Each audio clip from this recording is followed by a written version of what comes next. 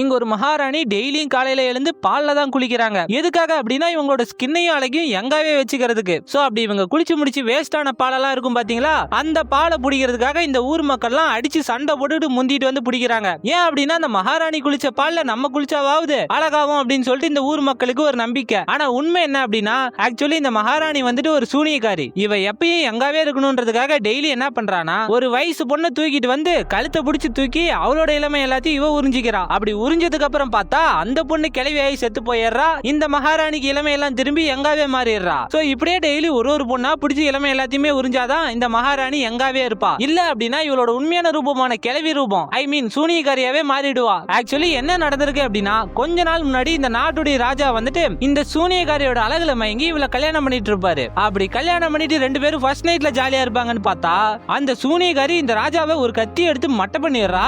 அப்படி மட்டை பண்ணிட்டு இவளே இந்த நாட்டுக்கு மகாராணியாவும் ஆயிடுறா. அது மட்டும் இல்லாம இந்த ராஜாவோட மகளை வேற தூக்கிட்டு போய் சிறையில அடைச்சு விட்டுருவா. சோ இப்போ இந்த சம்பவம் எல்லாம் முடிஞ்சு பல வருஷத்துக்கு அப்புறம் டெய்லி ஒரு கண்ணாடி முன்னாடி போய் நின்னு இந்த உலகத்திலே யார் அழகு அப்படின்னு சொல்லிட்டு கேட்பா. அதுக்கு அந்த கண்ணாடியும் நீதாமா இந்த உலகத்துக்கே உலக அழகி அப்படின்னு சொல்லும். சோ இப்படியே இவ டெய்லி அந்த கண்ணாடி கிட்ட கேட்டுட்டு இருக்கும்போது ஒரு நாள் அந்த கண்ணாடி என்ன சொல்லுதுன்னா உன்னை மிஞ்ச ஒரு இருக்கா அப்படின்னு சொல்லிடுது. இதை கேட்டு சூனியக்காரி யாரவ அப்படின்னு சொல்லிட்டு கேட்கும்போது கொஞ்சம் வருஷத்துக்கு முன்னாடி உன் அழகுல மைக்கி ஒருத்தனை கொண்டு போட்டியே அவனோட பொண்ணுதான் ஐ மீன் இந்த நாட்டுடைய இளவரசி அப்படின்னு சொல்ல இதை கேட்டு இந்த சூனியக்காரிக்கு மனசே இல்ல. அப்போ அந்த கண்ணாடி வந்துட்டு நீ மட்டும் அந்த பொண்ணை பிடிச்சி அவளோட இதயத்தை லபக்குன்னு அல்வா சாப்பிடுற மாதிரி சாப்பிட்ட அப்படின்னா நீ பர்மனண்டாவே அழகாயிருவ. அதுக்கப்புறம் நீ எந்த பொண்ணையும் பிடிச்சி அவளோட இளமையை உறிஞ்சணும்னு அவசியமே கிடையாது அப்படின்னு சொல்லிடுது.